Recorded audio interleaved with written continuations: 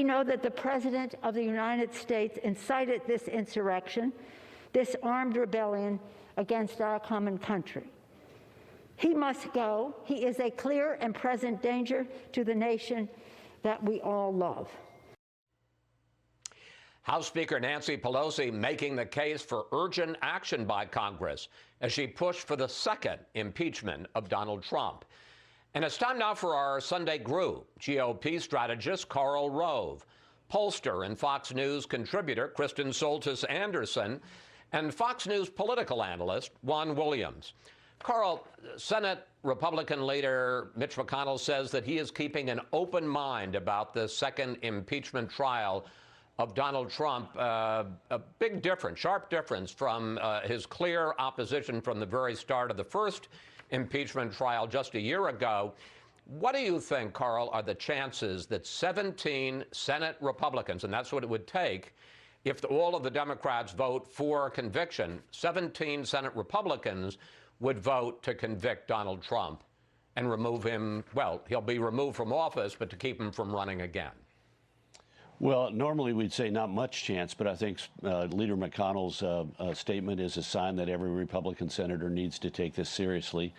And I think it's all going to boil down to what's the president's defense. Rudy Giuliani charted a very bad course for the president in the morning papers when he suggested that the argument was going to be, well, there couldn't have been incitement because all the charges of widespread voter fraud are true. Well, those charges and the so-called experts that the campaign has mustered to advocate them have been rejected by over 50 courts, with judges appointed by President Trump, President Obama, President Bush, President Clinton, and I think even one Reagan justice. So if it's the Rudy Giuliani defense, there's a strong likelihood that more than 17 Republicans will, because essentially that argument is this was justified.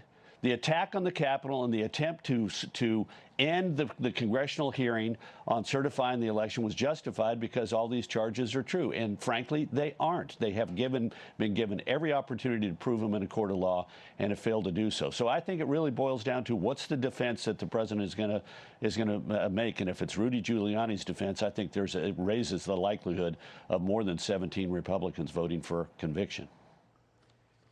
Juan, what do you think are the chances that the Senate, Republicans and Democrats, will vote to convict the president and ban him from running for office again? And is this a bad way for Joe Biden to start his presidency and with his calls for unity? Well, Chris, I think you're right in saying, you only need 17. Joe Manchin on the Democrat side is pretty clear he's opposed to the impeachment at this moment. But if some senators may simply stay away, you need 2/3 of those who are present. And I think, going back to Karl's point, if Senator McConnell decides that he is not only open to conviction, but allowing others to pursue that path, then I think he gives them cover to absolutely do that. And remember, the articles of impeachment are narrowly written. I think Giuliani's defense is laughable. So this, again, opens the door. And I think this really could happen. But to your point about unity, unity, I think, is an acknowledgement, the desire for Biden to heal, an acknowledgement. Most Trump voters did not participate in this insurrection. And so Biden is reaching out to them. But you cannot use healing as an excuse for people to pursue anarchy and violence and threaten the stability of our country.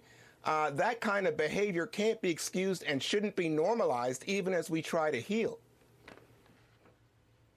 Meanwhile, President Trump is not going quietly. Here he is this week. The impeachment hoax is a continuation of the greatest and most vicious witch hunt in the history of our country, and is causing tremendous anger and division and pain, far greater than most people will ever understand.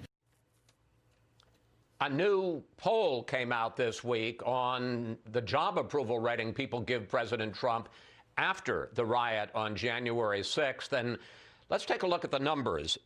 Only 29% of Americans now approve of the job that Mr. Trump is doing. That's by far the lowest rating of his presidency. And among Republicans, approval of Mr. Trump has dropped from 77% in August to 60% now. Kristen, as our polling expert, how bad are those numbers? How toxic is Donald Trump now in American politics? Those numbers are not the way you want to leave the presidency. It really reflects a legacy that is not going to be remembered for the things that many of Trump's senior staff were hoping to go out and be remembered for. Right now, within the Republican Party, I think that decline in his job approval among Republicans is so fascinating because it's an open question how much Donald Trump will be considered a leader of the party moving forward. In that same poll, they asked Americans, do you want Donald Trump to remain a major figure in American politics? Only 29% of Americans said yes. There's a real, I think, Trump fatigue out there. And even among Republicans, it was relatively split. I think this is a party that's going to have to grapple with the fact that it has a base of supporters who really like Donald Trump. They think that he's done the right thing since the election. They think that he was wronged. And a broader voter base. And by the way, that's for the folks in the Senate who they'll be very responsive to because they don't have sort of gerrymandered or safe districts in most cases, who are just ready for Trump to be gone and off the scene. Well, that raises the big question that I asked Asa Hutchinson, Karl, which is where does the Republican Party go from here? And is there a place for Donald Trump in the GOP in coming years? Well, the Republican Party is broken. It's fractured. It's in the midst of a civil war. And it's going to be an ugly several years. And it's not going to be 6 months. It's not going to be a year. It's going to be years before the Republican Party can put itself back together. It needs to rebuild.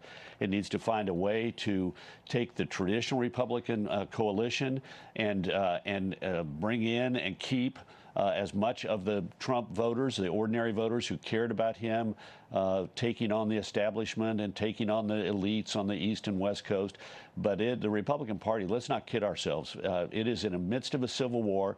When you have the son of the President of the United States calling anyone who opposes his father a zero and promising to come after you in a primary, this ain't going to end quickly, and it ain't going to be pretty. And the Republican Party needs to find a way to return to its conservative roots and to update those principles and apply them to the new circumstances in which the country finds itself. But it needs to get beyond Donald Trump, and that ain't going to be easy because he's not going to want to retire and sit on the sidelines.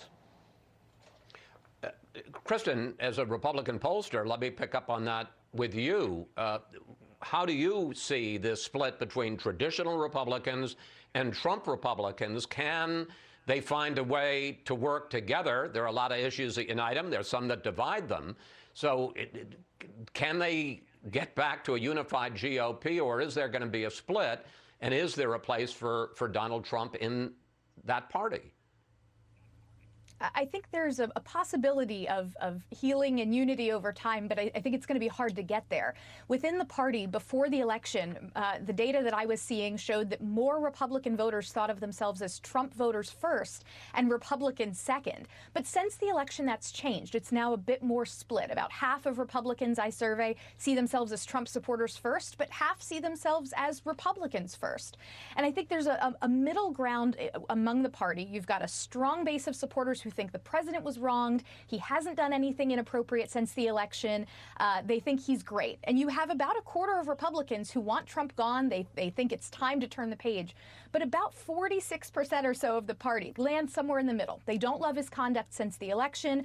They think maybe it was stolen from him nonetheless. They think that he was not necessarily responsible for the rally, or rather for the insurrection, but they'd like the party to move on. They hold some sort of mix of views. And I think finding those folks who say, look, I think Trump did some good things, but maybe can we do good things without Trump's style, without his rhetoric, without, as I think Governor Hutchinson called, the cult of personality.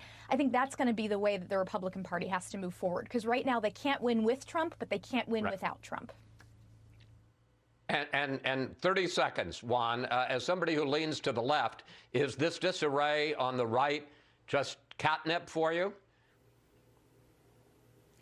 No, I think this is very serious business. Picking up on what Karl said, you see an American party in disarray, and we need a second party here. We need the Republicans. But I think Mitch McConnell, Liz Cheney, they're not fringe people, but they need to confront the radical wing of the Republican Party. Thank you, panel. See you